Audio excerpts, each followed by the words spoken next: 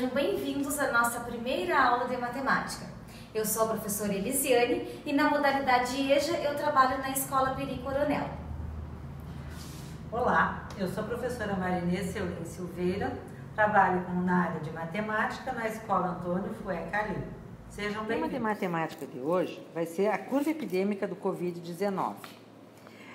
Para fazer o cálculo dessa curva, a gente utiliza modelos matemáticos para explicar as curvas de crescimento de epidemias e pandemias.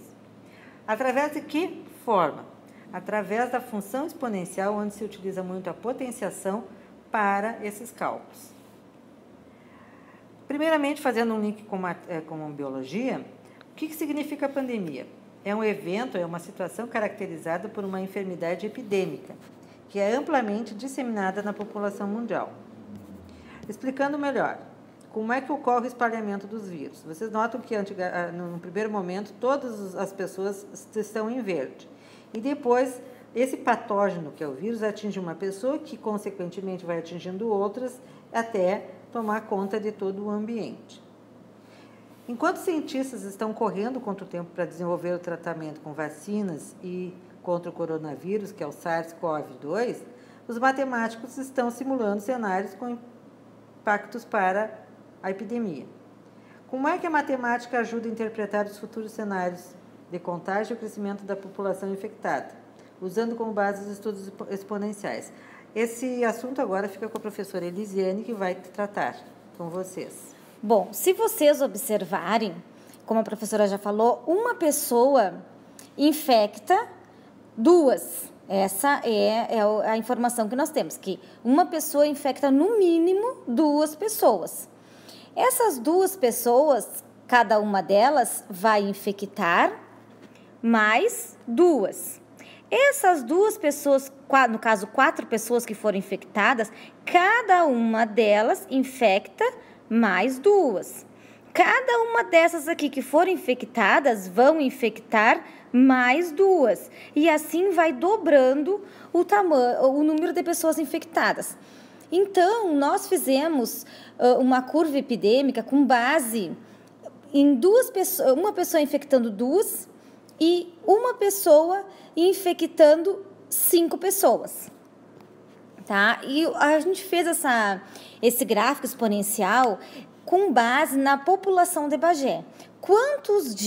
Em quantos dias Bagé estaria totalmente infectado se nós não tivéssemos feito o isolamento? Bagé, conforme o IBGE, a estimativa do IBGE de 2018, tem 120.943 habitantes. Então, com o isolamento que nós fizemos, foram coletadas 147 amostras, onde teve somente 28 confirmados e 99 negativados, 17 suspeitos. Até agora não teve mais nenhuma confirmação de pessoa contaminada.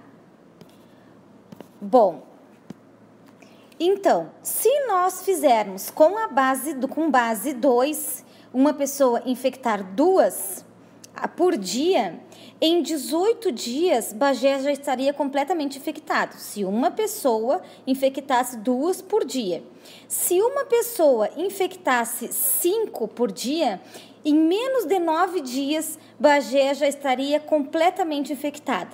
Ou seja, uma pessoa, eu não tenho contato com 2 ou 5 pessoas por dia, é muito difícil, porque eu tenho contato com a família, tenho contato com os colegas de trabalho. Se eu for no mercado, eu vou ter contato com as pessoas do mercado, das lojas, na rua, porque o contágio dele também é pelo ar. Então, eu acredito que em bem menos de 9 dias, Bagé já estaria 100% infectado, se nós não tivéssemos feito o isolamento. Isso aí é um exemplo que a gente está dando, né? Contando com uma pessoa. Então, nós temos assim, a cor verde do gráfico é com base se uma pessoa infectasse 5. E se uma pessoa infectasse 2, obviamente ia ser mais lento. Ia ser bem mais lento o contágio, mas também rapidinho já estaria toda a população contaminada. E com base no gráfico verde, uma pessoa infectando 5 seria rapidinho lá em cima já. Aí agora a curva epidêmica, a colega vai dar continuação para vocês.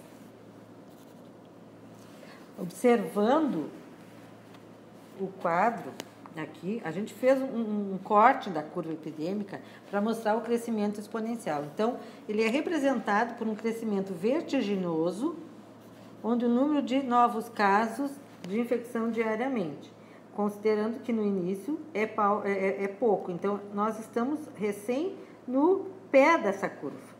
Tá? Depois nós temos quando chega no seu pico, onde praticamente toda a população está com a doença, ou de uma forma sintomática ou assintomática, ela vai ter o ponto de saturação, que onde atinge a maioria das pessoas. E, consequentemente, ela vai ter um decaimento exponencial, onde depois vai ter um controle também dessa curva. Esse estágio é quando a quantidade de pessoas se recuperam da doença é maior do que as que são infectadas novamente. Então, quanto maior o número de novos casos em menor intervalo de tempo, mais acentuada será a curva. Observando esse esquema aqui, ó, vocês estão vendo a primeira curva em rosa, ela começa com poucos casos e, se não houver nenhum tipo de proteção, ele vai atingir o pico em bem poucos dias, né? E, chegando ao ponto de saturação, vai cair novamente. Não é a curva desejável, essa curva a gente não deseja ela. Mas, se nós estivermos tomando precauções, com medidas protetivas, nós vamos ter uma curva como esta azul, que ela é mais lenta no crescimento, atingindo o seu ponto de saturação também de forma lenta e o seu decaimento lento. É o que o sistema de saúde quer para que ele possa atingir a todas as pessoas de uma forma integral. Porque se nós tivermos um pico muito acelerado, vai dar um colapso no sistema de saúde, o chamado lockdown, e não teremos a condição de atender todos os casos que essa curva é projetada, e sim a de baixo, tá? Então, quanto menor o número de novos casos, em um maior intervalo de tempo, menos acentuada essa curva, aonde nós vamos ter, então, o efeito do achatamento da curva, que é onde a capacidade do sistema de saúde consegue trabalhar, tá? O problema do crescimento exponencial é que ele pode acelerar de forma imprevisível, uma vez que não temos o controle sobre o valor da base e o tempo que vai levar para que essa disseminação ocorra. Tá? Nós temos também que o Brasil está na fase de crescimento da curva exponencial, como o resto do mundo. Itália, China já estão em declínio, mas o Brasil recém começou a fazer o crescimento. Então, para isso que nós precisamos fazer isolamento ou distanciamento social. O que é o isolamento social ou distanciamento? É que as pessoas fiquem o maior número de tempo possível sem manter contato com outras pessoas para evitar a disseminação dessa pandemia. O objetivo é que o crescimento de novos casos da doença não atinja de uma só vez o número de infectados, para não entrar o colapso do sistema de saúde. Na Itália, o isolamento social conseguiu fazer com que a redução de casos deixasse de dobrar de 3 dias para cada 5 dias e meio. Então, quando nós conseguirmos aumentar o tempo de transmissão de uma pessoa para outra, demoramos muito mais para alcançar o pico da curva, ou seja, o crescimento da doença vai acontecer de maneira mais lenta. É o objetivo. Tá? E para que a gente possa baixar essa curva, nós temos que atentar para os seguintes casos. Quais são os cuidados? Primeiro, isolamento social, distanciamento social, uso de EPIs, máscaras e luvas, lavar as mãos com frequência com água e sabão, passar álcool gel e manter os hábitos de higiene normais de todo mundo. Agora nós estamos observando aqui, no momento que nós verificarmos que uma pessoa transmite para as duas e essas duas para mais duas, e nós temos o crescimento exponencial, observando que embaixo essa pessoa não teve nenhuma medida de proteção, não usou nenhum tipo de máscara, não lavava muito as mãos, etc., vai contagiar todo mundo. No caso da segunda pessoa aqui em cima, onde tem o símbolozinho da casinha, fica em casa, significa que essa pessoa ficou em casa, que usou máscara, que usou luva, então ela não vai ser um foco de disseminação do vírus. Então, assim como o crescimento de uma epidemia é exponencial, a diminuição de novos casos também será, porque a lógica é a mesma. Quanto menos pessoas se infectam por dia, menor o número de doentes. Então, usando sempre a palavra que a gente precisa, qual é? Se puder, fique em casa. Esperamos que vocês tenham gostado da nossa aula. Aguardamos vocês até a próxima teleaula. Até breve. Obrigada. Obrigada.